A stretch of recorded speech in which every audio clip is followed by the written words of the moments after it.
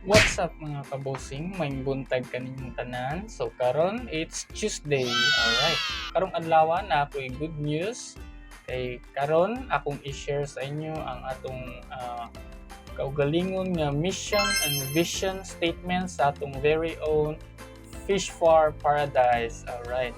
Okay, so I managed to make our own mission and vision statement para sa atong Fish Farm Paradise. So karon ako ning i-share sa inyo ug karon may buuan ninyo ang lawom nga hinungdan kung ngano unsa gitumong sa atong pagpamaligya og isda sa atong mga kaubanan nga mga fish keeping hobbyist, right? So unsa may tumong nato nganong padayon gyapon ta so sa mga 3 years na tingali ko nagsipanindaw isda, more than 3 years. So karon may bawaan ninyo kung say tumong nato sud sa pagpaninda og 3 years.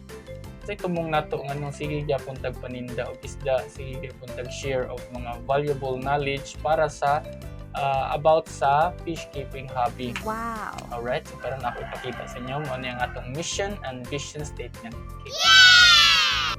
Okay, so first aniya ang atong mission statement. Okay, so mo ni atong mission statement to educate and provide opportunities for the community to experience the beauty and excitement of the fish keeping hobby while offering a diverse selection of ornamental fish and essential equipment to enhance their fish keeping experience. Alright? So, naputay translated into Bisaya dito sa ubos, pag-edukar o paghatag og oportunidad sa komunidad aron masinati ang kaanyag ug kalipay sa pagkahilig sa pag-atiman og isda samtang naghatag og daghang kapilian sa ornamental nga mga isda ug mga kinahanglanon nga kagamitan aron mapalambo ang ilang kasinatian sa pagkahilig sa pag-atiman og isda. Alright, so klaro kay no? So dito sa Binisaya nga translation sa atong mission statement. So mo ni purpose na to anong sigya pong tagpanindaw isda so sa more than 3 years na no. So mo ni lawom nga hinungdan mo ni atong gigunitan diri sa atong area aron ma-educate nato ug maka-provide ta og opportunities kay dira ba sa atong lugar dili kay ingon daghan ang nanindag isda diri no. So katong ganahan mo buhi og isda so provide tag opportunities aron maka-experience pud sila ani nga hobby kung sa tiganahan mo try sulod ani nga fish keeping hobby so kita usata kay daghan man sad naninda diri isda namtay mga kaubanan pud nga naninda og mga isda pud so usap pud sila nga mo provide pud og opportunities aron masinati ninyo ang fish keeping hobby. So while offering a diverse selection so daghan tag i-offer diri daghan tag gina-stock muning daghan kay tag gina-stock ng mga different varieties of ornamental fish diri sa atong area ug naputay mga equipment aquariums, water pumps, filter medias, pellets, fish food pellets. Okay, so daghan tag gina-provide tanan panginahanglan sa ani nga fish keeping hobby among i-provide sa inyo aron masinati gid ninyo ang kanindot sa pagbuhi og isda no.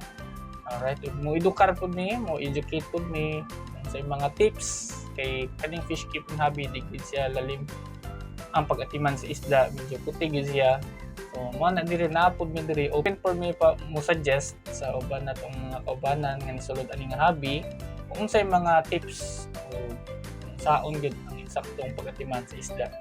Okay, so mo to ang atong mission statement so karon move on ta sa atong vision statement. Okay, akong basahon.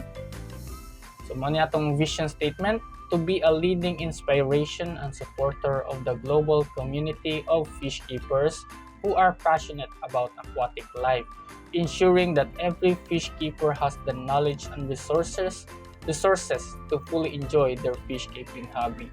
Okay, so napunta diri sa ubos, Binisaya nga translation atong basahon. Mahimong usa ka leader nga inspirasyon ug suporta sa global nga komunidad sa mga nag-atiman og isda nga adunay kadasig sa kinabuhi sa tubig nga masiguro nga ang matag nag-atiman og isda adunay kahibalo ug kapanguhaan aron hingpit nilang malingaw ang pagkahilig sa pag-atiman og isda.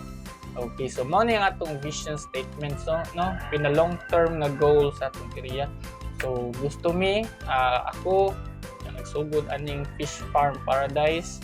So mahimong usa ka leader nga inspirasyon sa kaubanan po nato, mahimong inspirasyon sa mga kaubanan nato sa atong mga community, fish keeping community o sa mga global nga komunidad nga nagatiman pod og isda karon aduna sila'y kapanguhaan sa ilang panginahanglan sa pagatiman sa isda, no?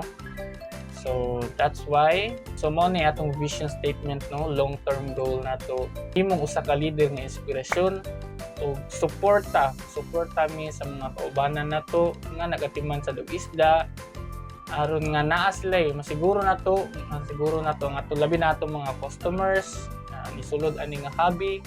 So masiguro nato nga aduna sila enough knowledge sa pagatiman og isda o ang ilang mga panginahanglanon usab ato sa matagan og pagtagad hatag sa natong ilang panginahanglan sulod ani nga fish keeping hobby. Alright.